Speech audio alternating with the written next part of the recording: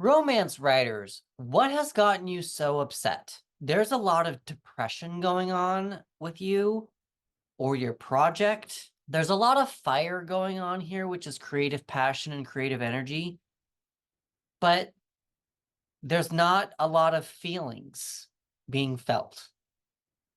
So this is how I got there. You've got a 10 of Wands reverse, which is you're not accepting an ending or releasing. Finally, there's a release of responsibilities.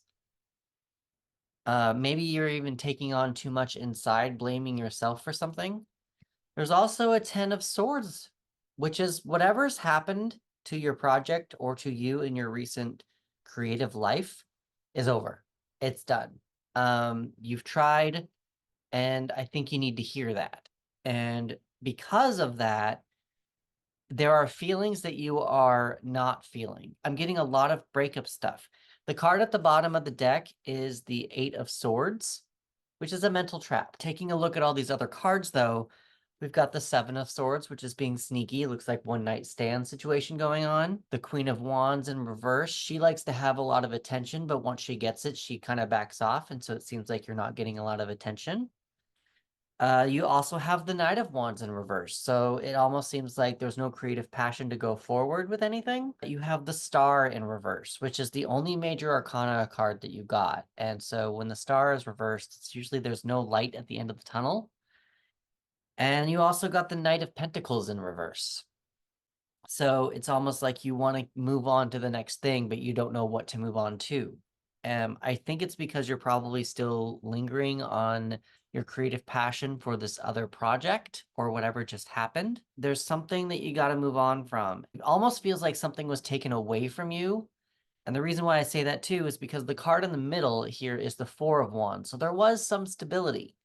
It just kind of feels like maybe that was taken from you and it was very unexpected. There is one card that's very promising, which is the Ace of Pentacles. So Pentacles are the earth element, and the earth element is our body, our health, and our money. You're being led onto a new journey, a new path. But you have some work to do before you get to that path, whether it's a new project or something within yourself, something like that. I'm going to go over the elements first before I go over numbers. You've got earth, air, fire, and water. And like I mentioned, fire is your biggest, your strongest element here. But you have no water. There is no emotion going on any of this. It just makes me feel like you're not feeling or allowing yourself to feel these emotions that you need to feel. You're kind of ignoring them. I've got ignorance written down here. It just feels like you're trying to move on without feeling how you feel or accepting how you feel or validating how you feel. In order to validate that, I'm going to ask you to invite in water. And how you would do that is look up the astrological signs, Cancer, Scorpio, and Pisces, and see how adding characteristics of those elements into whatever you're feeling, journaling, allowing just taking pause, allowing flow, not being so rigid. Allow more water into your life, and you should be able to start going on this new journey with the ace, and you'll probably find some new stability. For the numbers, you've got 10, 7, 3, 1, 4, 10, 2, 17, 2, and 8. Now, if you add all those numbers up, you get 64, and 6 plus 4 equals 10, and 10 in the major arcana is the wheel. This is the first time that I actually got possibly the wheel reversed. Only because the wheel is things are turning, uh, life is turning, events are turning, it's good luck. But because of how dark these cards are and stuck these cards are, especially this card at the bottom of the deck, it just feels like your wheels have stopped. I think the water, inviting more water into your next project or yourself or your life, your creativity, inviting more water can allow you to have more flow. Think of a stream. It just kind of feels like your creativity's dried up like an old river. And if you like, you need to have a new sense of rain coming down. Once rainfall happens, you can start getting a trickle of water going down this river that's been dried up. So that's just the visual I'm getting from these cards. The colors I'm mostly seeing I'm associating with are purple and black. There's like a mixture of yellow and orange, but they're kind of like spread out. But this purple dress really came out to me. And also in the star card, it's this purple at the bottom. It looks kind of blue in the probably looks blue in the picture, but or in the screen, but it's more purple. And there's just a lot of black. And I don't think that that's black as in evil or black as in darkness. I think it's more black as in emptiness. Once you can kind of get some water flowing again, I think you'll be able to go on this new journey of money, health, body stuff. I do pull 3 extra cards for you. You do have flying high. It also came up in reversed. So it seems like you're not, it just, again, this solidifies a little bit, a couple of things that to where it seems like you're not feeling very confident in yourself right now. I do have cricket. It's cricket. I don't know, just cricket. So maybe look up a cricket. They might, an aspect of that animal species might help you move on to the next space.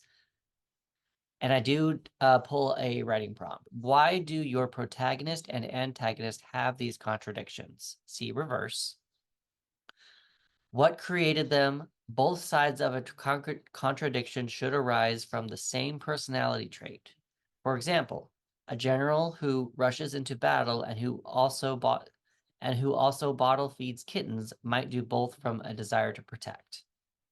So this is on the back. It says, give your protagonist and antagonist contradictions in their personalities.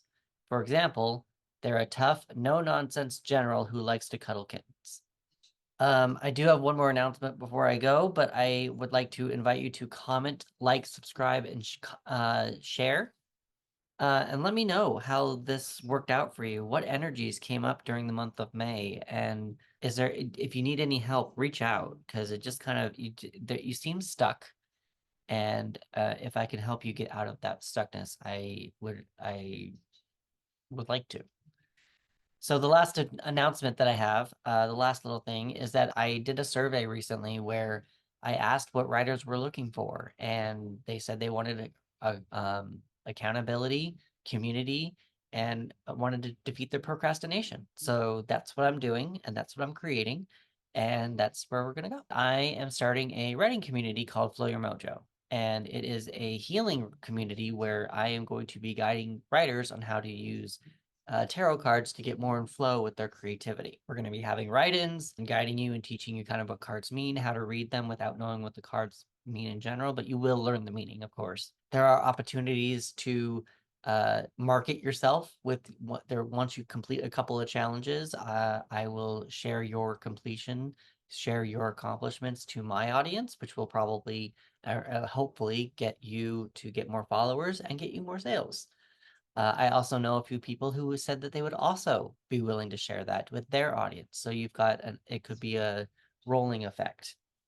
And within the community, other people might be or should be willing to share as well. So this could all just kind of get bigger and bigger and bigger. Now, I do want to say I do kind of want this to be more of an intimate space. No one's being X'd out or anything, but I'm not expecting thousands upon thousands of people to join this. This is going to be more of a space for healing, for specific writing, and a place for camaraderie and a place to actually bounce ideas off of about what a tarot card means, because everyone's practice is different and everyone sees something different in the cards.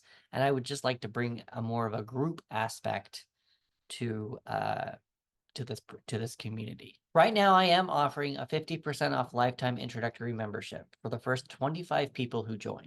Once those 25 spots are taken, it's going to go up a little bit more. If you do want to find out more about that, what the community is all entails, go to the link in my bio, probably the link in the description below, and or I'm going to put it there in the description below, and ask me questions. With that, again, please comment, like, subscribe, follow, and share. And I will see you in the next one.